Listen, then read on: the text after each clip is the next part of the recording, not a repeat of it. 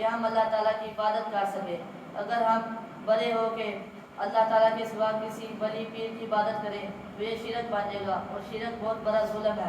तो अल्लाह ताला कहते हैं इन्न शिरक लज़ुल्मुन अज़ीम, ये शिरक सबसे बड़ा जुल्म है कि जिसकी माफ़ी मैं कभी नहीं दूंगा।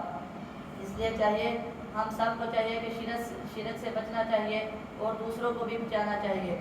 और कलमा तैयबा का दूसरा फ़िक्रा है कि जिसका इजहार किए बगैर कोई शख्स मुसलमान नहीं हो सकता, और वो फ़िक्रा है मुहम्मद रसूलुल्लाह, कि हज़रत मोहम्मद सल्लल्लाहु अलैहि वसल्लम अल्लाह ताला के बंदे और रसूल हैं।